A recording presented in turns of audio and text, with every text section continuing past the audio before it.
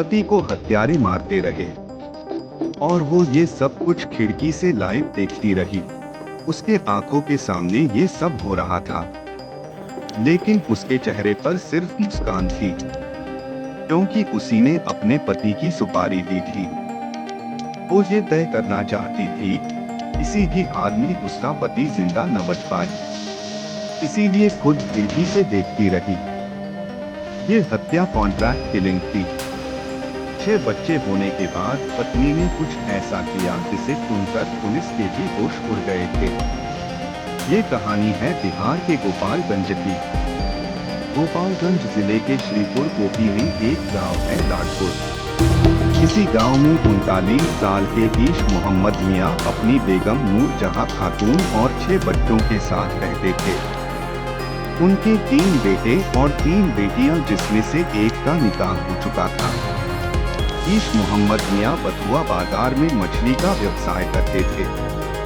वह पहले दुबई में काम करते थे, लेकिन 5 साल से लाडपुर गांव में रहने लगे थे।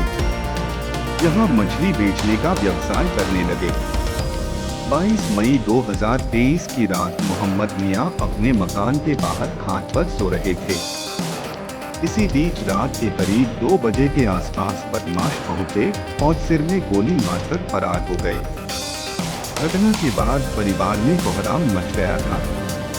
गोली की आवाज से रात में ही परिवार के लोग जाग गए और बाहर निकले तो देखा कि ईश मोहम्मद मियां की मौत हो गई है। सूचना मिलने पर श्रीपुर कोपी पुलिस घटना स्थल पर पहुंच गई।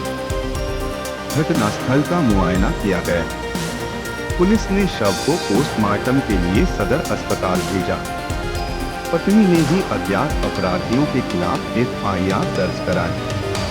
ईश मोहम्मद मियां की पत्नी नूरजहां खातून से पुलिस ने पूछताछ की तो उसने बताया कि काम के बाद घर लौटने पर रात का खाना खाने के बाद वो बाहर घाट पर सो जाते थे।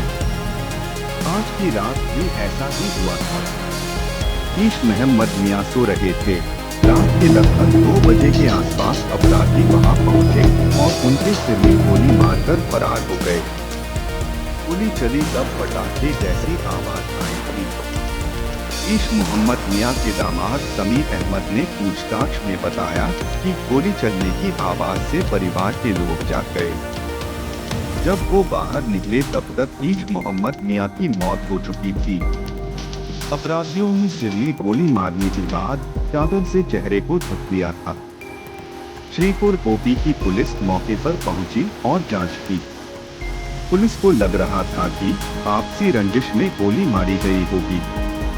जब पुलिस ने परिवार से पूछा, उनकी किसी से कोई दुश्मनी तो नहीं।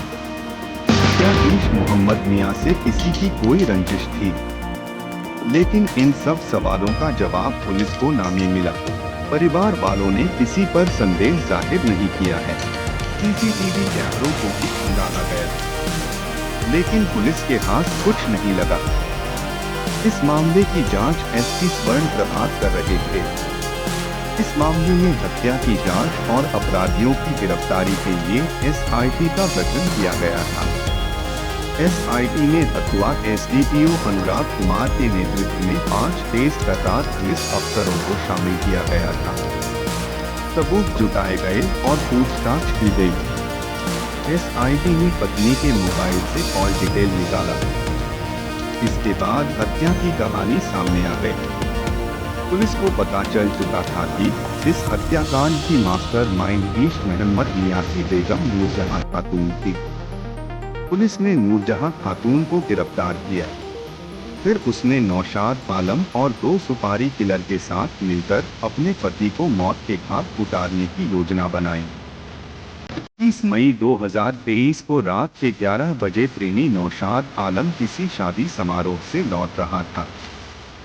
ईश मोहम्मद मियां को दरवाजे पर सोते हुए देख उसी रात में हत्या की प्लानिंग तैयार हो गई।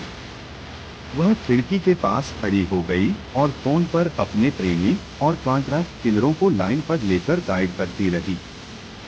घटना की रात खुद नूरजहां मोबाइल से निर्देश दे रही थी और खिड़की खोलकर इस हत्याकांड को देख रही थी। हत्या के समय बेगम नूरजहां खिड़की के पास खड़ी थी। वो फोन से हत्यारों से बात कर रही थी। शूटरों ने इश्क मोहम्मद मियां के सिर में गोली मारी और उसके बाद चादर से सिर को ढक दिया। यह सब कुछ वह खिड़की से देखती रही। बाद में उसी ने ही शोर मचाया और अपने मायने के लोगों को फोन पर बुलाया। पत्नी ने ही अज्ञात अपराधियों के खिलाफ एफआईआर भी दर्ज कराई। पुलिस ने नूरजहां खातून, नौशाद आलम और बानीपुर गांव निवासी सिपाही किलर मंसूर आलम, कंठी बथुआ का परवेज अंसारी को गिरफ्तार किया था।